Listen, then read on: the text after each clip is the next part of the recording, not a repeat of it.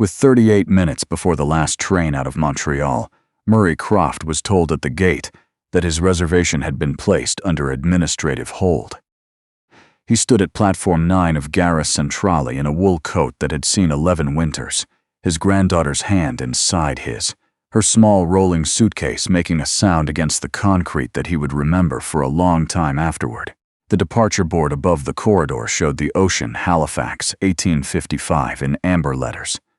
Outside, the ice storm that had grounded every flight east of Quebec City was doing what the forecasters said it would do, which was get worse. His father was 84. The word the palliative nurse had used that morning was hours, not days. Murray drove a 2009 Dodge pickup he hadn't thought to replace. He bought his lunch from the same Portuguese bakery on Saint Denis 3 days a week, and the woman at the counter thought he taught at a university somewhere because he always had a book tucked under one arm and never seemed to be in a hurry. He had never corrected her. At 57, he had spent the better part of 3 decades making himself easy to overlook, and he had found that it was not difficult. A man in worn corduroys asking quietly for a cheese pastry does not draw attention. That was the point. What the woman at the bakery did not know, and what very few people outside of a particular set of boardrooms and legal offices knew, was that Murray had co-founded Northwood Infrastructure Partners in a rented space above a print shop in Saskatoon when he was 29 years old, with $38,000 and a structural engineering license that was barely 2 years old. Northwood had grown in the way that quiet things grow, steadily and without announcement, and it now designed and built the kind of infrastructure that people used every day without thinking about it. Bridges, transit stations, hospital wings, rail platforms. Its projects ran across 7 provinces. Its contracts included federal agencies and 3 municipal transit authorities. The renovation of Gare Centrale's own lower platform level, completed 4 years ago, had been a Northwood project. Murray had reviewed the structural drawings himself at his kitchen table in the apartment 2 blocks from the station. He had organized the ownership through a family trust so thorough that his name did not appear on any public record connected to the company. His chief operating officer, Sylvette Oram, knew. His lawyer knew. His daughter Faye, who lived in Halifax and was at that moment sitting beside Alton Croft's hospital bed, knew. Almost no one else did. Alton had asked for Murray by name that morning, which was the first time he had asked for anyone in 4 days. Faye called at 7, and Murray listened without speaking until she was done, and then he said he was coming. Zara was visiting from Halifax, 8 years old, her grandfather's face, her grandmother's eyes, and she had understood enough to pack her own bag without being asked, which was the kind of child she was. The seat was in a sleeping compartment on the ocean, the overnight train that ran from Montreal through New Brunswick to Halifax. It was the last compartment available on the last train that could reach Halifax before the storm sealed the corridor for 2 days. Murray had booked it 40 minutes after Faye's call, paid with a personal card, and driven to the station through streets that were already beginning to glaze. He was not the one who told him about the hold. That came from a supervisor in a blue blazer, who appeared from the operations corridor at 15 minutes past 6 and introduced himself as Terence Good. The train itself was not the beginning of it. The beginning was a woman named Suzanne Kowalski.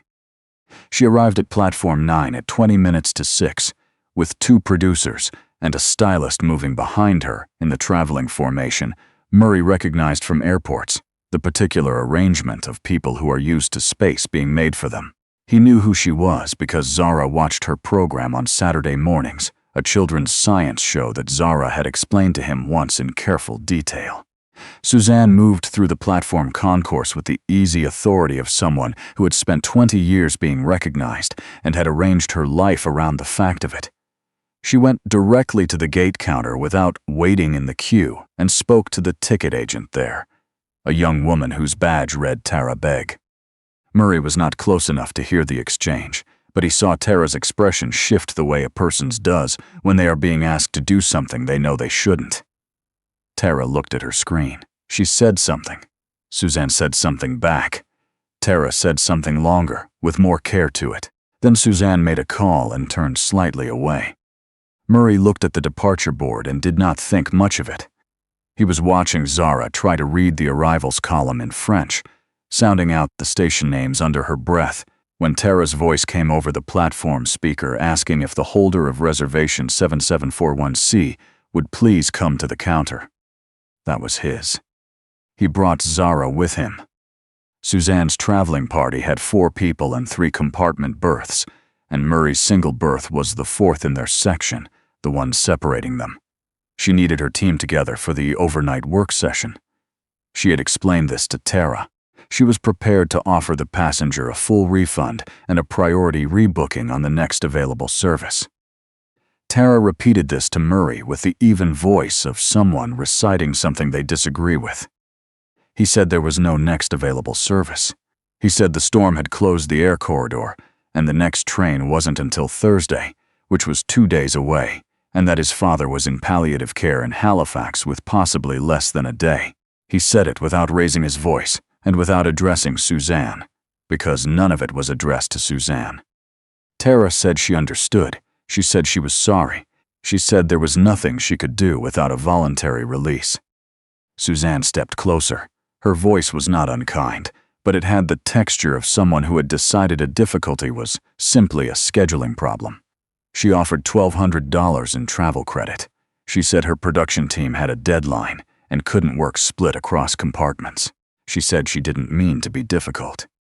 Murray told her the seat was not for sale. He said it once, plainly, and Zara looked up at him, and he gave her the small nod that meant stay quiet, and she stayed quiet. Suzanne stepped back and made a second call, shorter than the first. A minute later, Terence came through the operations door.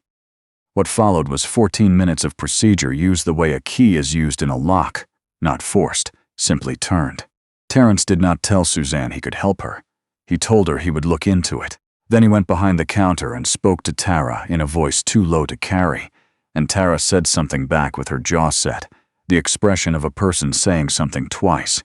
Terence typed something.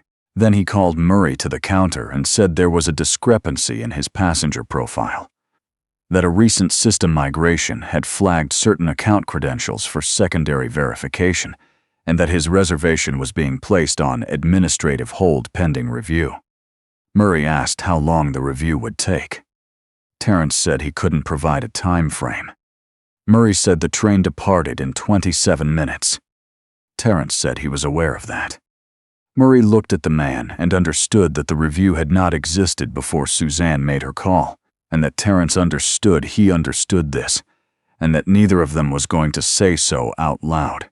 He had spent 30 years in construction, which meant 30 years in a world where the thing being said and the thing being meant ran on parallel tracks that never quite touched, and he knew the distance between them by feel. He asked Terence one question. He asked whether Terence had access to Via Rail's Capital Projects vendor registry, specifically the Gare Centrale platform renovation completed in 2021, and specifically the founding principles listed in the primary contractor's incorporation documents. Terence looked at him. Murray said it again, unhurried: the vendor registry, the 2021 platform contract, the founding principles field. That's not something I can access from here, Terence said. Any station manager has the login, Murray said. It takes under 2 minutes. Terence said that was not the relevant system. Murray said it was the relevant system to him. Zara was standing beside him with her hand in his coat pocket, not pulling, just resting there. She had been in enough of her grandfather's silences to know that this one was doing something. Boarding was called at 6:20. Tara scanned passes with her back straight, and twice looked toward the counter where Terence was still typing, still reviewing nothing, and twice looked back at the scanner. At 6:28, Terence told Murray that the review had concluded that his reservation could not be confirmed under the current verification status, and that a full refund would be processed within 5 to 7 business days. Suzanne's stylist was already at the scanner with 4 boarding passes. Zara looked up at her grandfather. He squeezed her hand once and told her with his eyes to wait. He did not argue. He did not raise his voice. He did not tell Terence who he was. He picked up his bag, walked with Zara to the Via Rail passenger services desk in the main hall, set the bag down, and asked the agent on duty to access the capital project's vendor registry for Gare Centrale. The agent's name was Martine Guillot. She had the look of someone nearing the end of a long shift. Murray said, "Northwood Infrastructure Partners, the platform renovation contract, 2019 to 2021. Open the founding director's record and tell me what it says." Martine said she didn't have access to procurement records at the passenger services desk. He told her she did. He gave her the exact menu path: infrastructure services, then capital projects, then vendor history, then founding principles. He said he had approved the interface layout himself. She looked at him. Then she looked at Zara. Zara was reading the departure board with the focused patience of a child who has been told that important things take time. Martine typed something slowly, took a wrong turn in the menu, backtracked. Murray watched the path she was taking and said nothing to rush her. He said, "My father is dying in Halifax. I have a confirmed reservation on the 1855 that was placed on hold 17 minutes ago at the request of another passenger. I'm not asking you to override anything. I'm asking you to look at one record." She stopped typing and looked at him for a moment. Then she found the right path and kept going. The record opened in a plain white window. Northwood Infrastructure Partners, federally incorporated, founding directors listed chronologically. The first name, Murray Allen Croft. Date of incorporation, residential address, Saskatchewan. Martine read it. Read it again. Her expression did not change all at once. Then she looked toward platform 9, then back at the man in the wool coat, and she picked up the desk phone. What Murray did not know was that Tara Begg had already moved 11 minutes earlier. She had run the same search from the gate terminal at 6:19, 1 minute after Murray left her counter, because a passenger had named the exact system in the exact language of the internal procurement directory, and in 4 years on the job she had never once heard a passenger speak that language. The record had opened and she had read it 3 times, and then she had done what her training said to do, sent it to the station director's compliance line and to the regional duty officer, both with a note that the cancellation appeared irregular and that the passenger was still in the building. The station director's name was Paulette Arsenault. She had been on a call on the upper level when the alert reached her. She read the first line and ended her call. At 6:31, Paulette came onto the main floor, moving at the pace that station directors do not usually move in public. Her lanyard was still swinging from being pulled over her coat. She walked through the main hall to the passenger services desk and stopped in front of Murray and looked at him the way a person looks when they are confirming something they have already been told twice. "Mr. Croft," she said. Zara looked up. Murray told Paulette he had a confirmed reservation on the 1855 that had been placed on administrative hold without cause, and that the train was 9 minutes from departure. Paulette said 2 words into the radio on her shoulder. Then she said, "Come with me." They walked back to platform 9. Terence was at the operations door when they came through, and he saw Paulette's face before he saw anything else, and something shifted in his expression, not yet full understanding, but the beginning of it. Paulette spoke to Tara, who pulled up the reservation without being asked twice. The hold was lifted in under 20 seconds. Tara printed the boarding pass, looked at Zara, then looked at Murray. "I'm sorry," Tara said. Murray told her she was the only person at the station who had done her job correctly, and that he would not forget it. He picked up his bag. Zara took his hand. The platform gate was still open. Paulette's radio chimed again. She listened and held it out to Murray without explanation. The voice on the other end belonged to Sébastien Morel, Via Rail's vice president of operations, currently in Ottawa, reached on a personal cell because the escalation had moved fast. He apologized. He said the situation was being reviewed. He said the train would not leave without Murray and his granddaughter. Murray listened to all of it. Then he said he was not looking for what Via Rail stood for in a press release. He was looking for what any passenger holding a confirmed reservation was owed. He said the train was 7 minutes from departure and his father had maybe a day left, and that everything else could wait until he was on the other side of this. He thanked Sébastien and handed the radio back to Paulette. He did not look at Terence. He did not look at Suzanne, who was still 12 feet away, watching, her coat over her arm, with the expression of a person who has won something and is discovering that the winning has a texture she hadn't anticipated. He walked down the platform with Zara and boarded the Ocean at 6:38, 17 minutes before departure. The compartment smelled of clean linen and the particular stillness of a train before it moves. Zara put her bag on the upper bunk and sat on the lower one and looked out at the platform lights. "Are we going to make it?" she asked. Murray said he thought so. Is great-grandpa going to be awake? He said he didn't know. He said they would be there in the morning, together, and that was what mattered. She considered that. Then she asked if she could have the window seat. He moved over without a word. The train was out of the city by 8. Quebec winter pressed dark against the glass, and Zara fell asleep against Murray's shoulder somewhere before Drummondville. He did not sleep.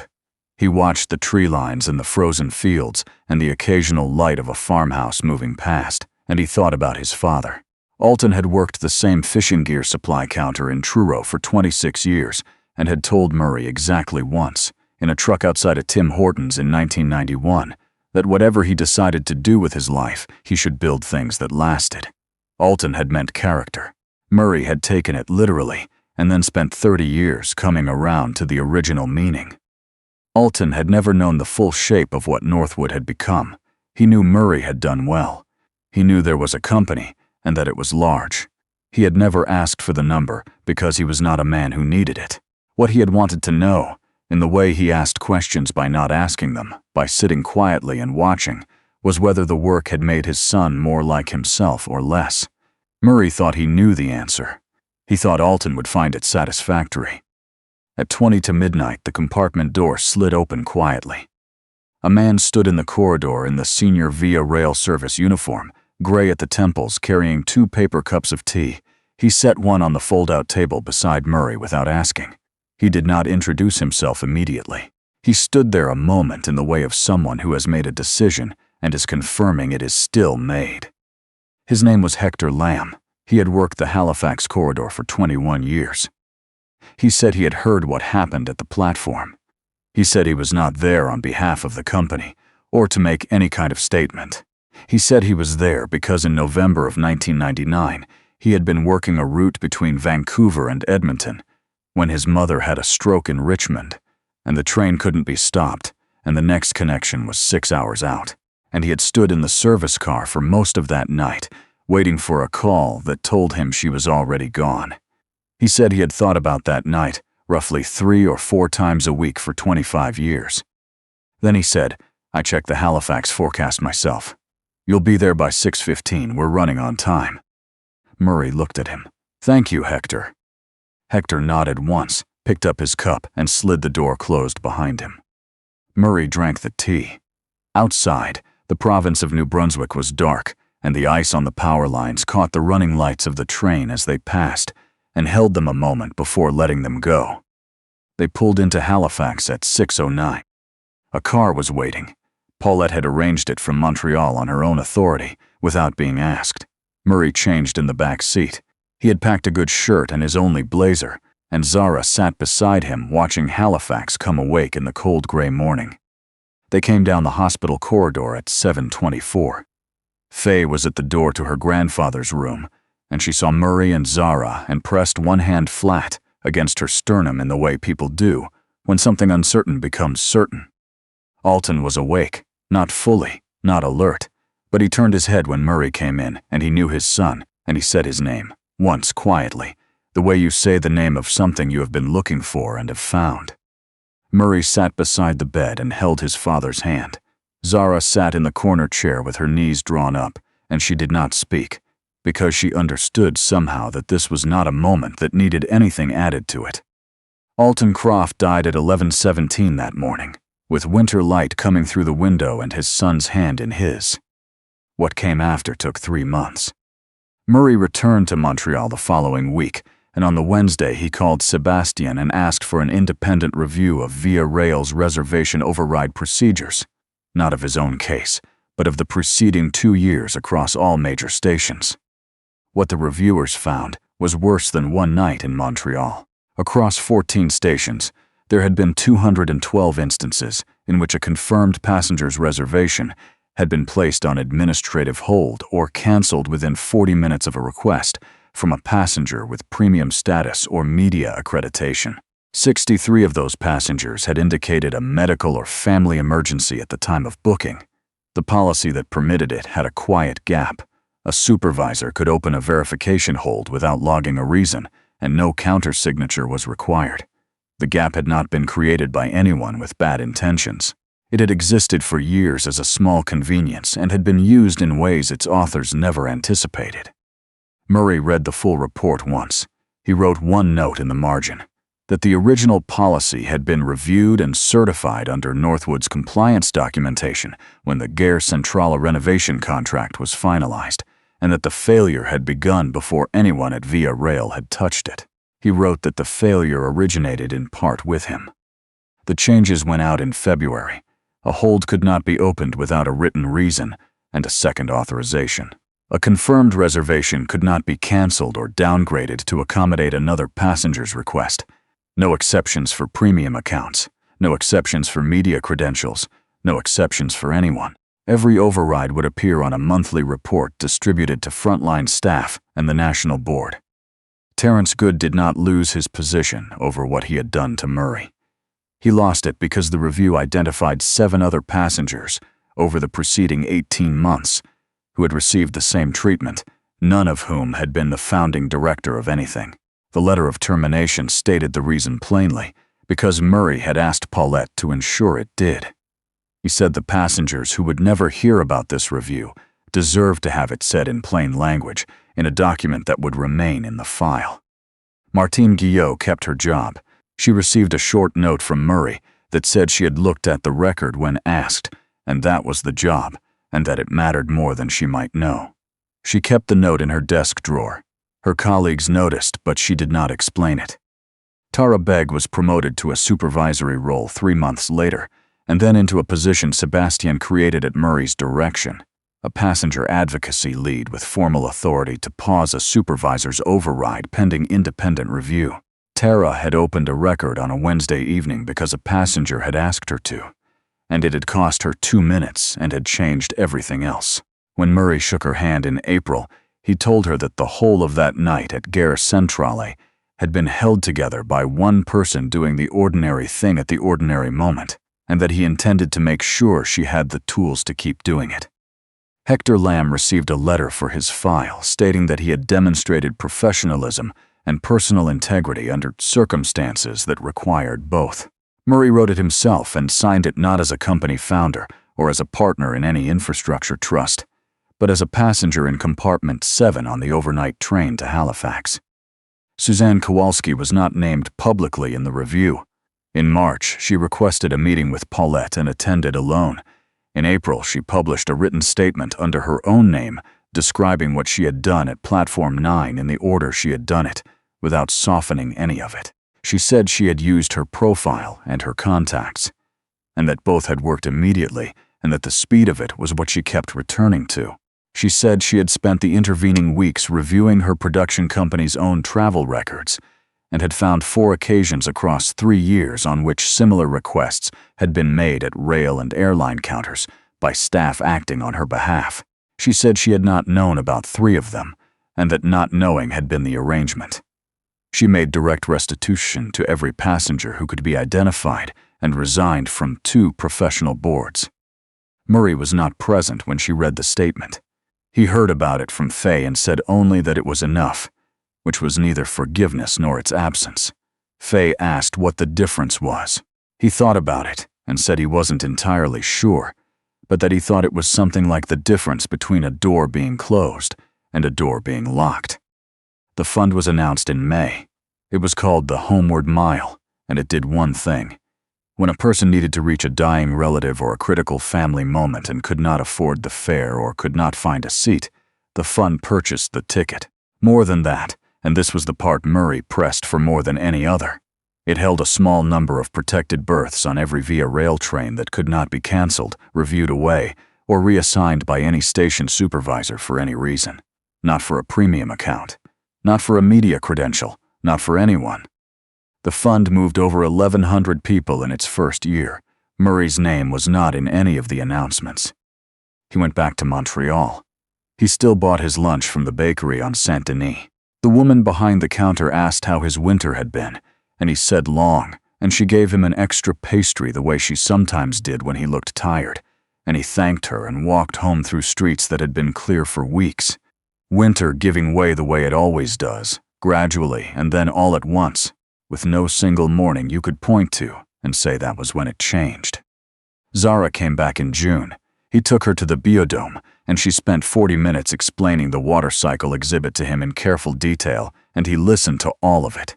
On the metro ride home, she asked if he had fixed things at the train station, and he said he thought so.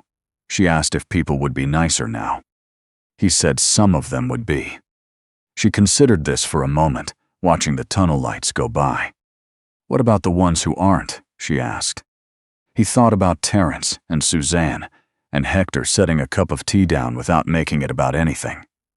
He thought about Tara pulling up a record because a passenger used the right words, and she decided that was reason enough. He thought about Alton's hand and the light through the window, and the fact that he had made it with 11 minutes to spares, and how 11 minutes is nothing and everything depending on where you are standing. The ones who aren't, Murray said, are the reason the ones who are matter so much. Zara thought about that until they reached their stop, and then she let it go the way children do when something has been answered well enough. The train came in, and they boarded, and the city moved past the windows, and that, for now, was enough.